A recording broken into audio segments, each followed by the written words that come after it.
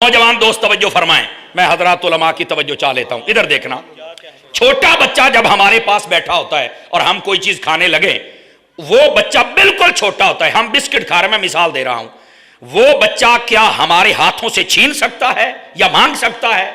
बताएं मुझे। लेकिन आप क्या करते हैं, ऐसे बच्चे को देखते हैं ना, यार मुड़ मुड़ के बिस्कुट नू वेखदा पे है, आप उठा के एक दे देते हो कि नहीं देते हो? हालांकि उसने मांगा तो नहीं है।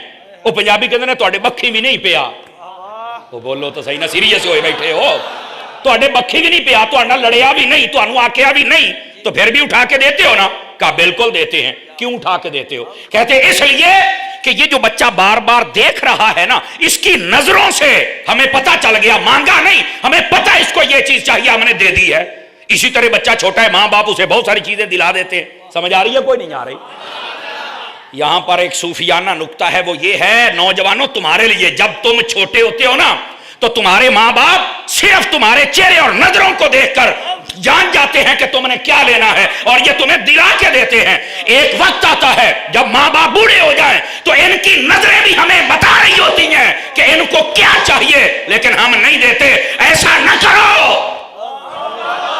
मैं आपको मिसाल देता हूं, अब बुजुर्ग बाहर बैठना चाहता है साए के अंदर, हमें पता है कि अब्बा जी उन्होंने उठे बहना है, तो मंजी अब्बा नहीं चुक सकता, लेकिन वो कहता भी नहीं है कि कहीं ये इनकार ही ना कर दे, मेरा दिल ही ना टूट जाए, मुझे तो जमाने ने तोड़ रखा है।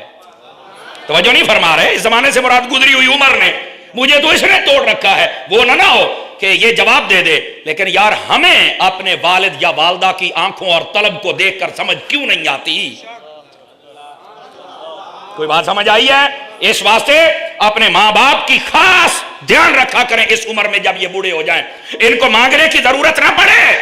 जैसे तुम छोटे थे और तुम्हारी चाहत आंखों से देखकर ये पूरी करते थे, तो अब ये बूढ़े हो गए, तुम बड़े हो, तो इनकी चाहत देखकर तुम पूरी क्यों नहीं करते हो?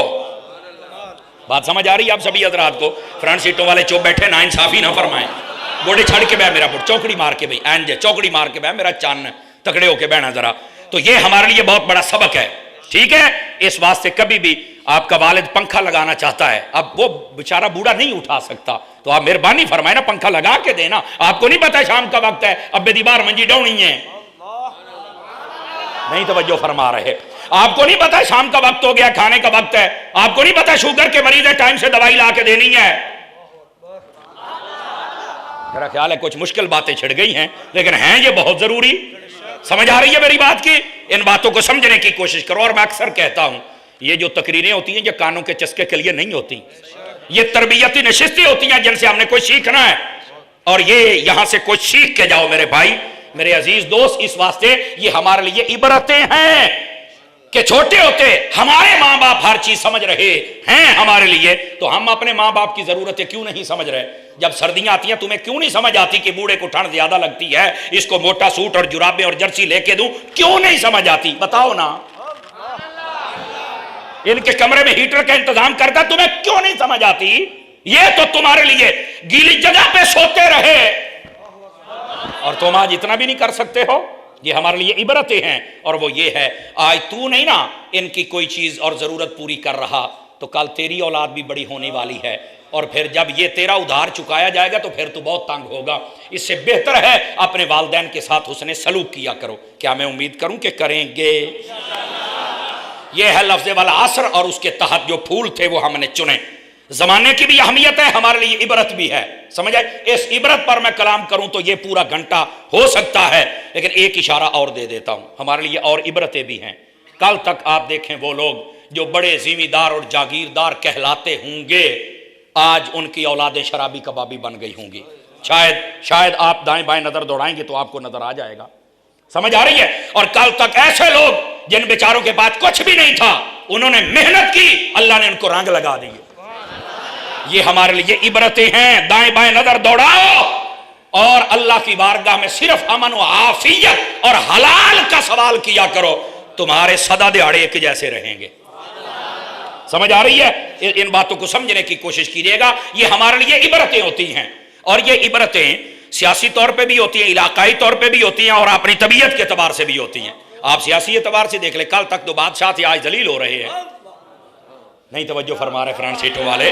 کل تک جو بادشاہ تھے آج ذلیل ہو رہے ہیں، وہ ملک میں نہیں آ سکتے. سمجھ آ رہی میری بات کی؟ ایسا ہی ہے نا. تو پوچھو تمہارے ساتھ کیا ہوا. میں یہی کہوں گا نا، یہ زمانہ عبرتیں ہمیں دکھاتا ہے. یہ زمانے میں عبرتیں ہیں، سبق حاصل کرو. اور دیکھ لو، جس نے دنیا سے وفا کی وہ ذلیل ہو گیا، اور جس نے مصطفیٰ سے وفا کی اس غالی غازی ممتاز قادری کے نعرے آج بھی لگ رہے ہیں. تو میرے مصطفیٰ سے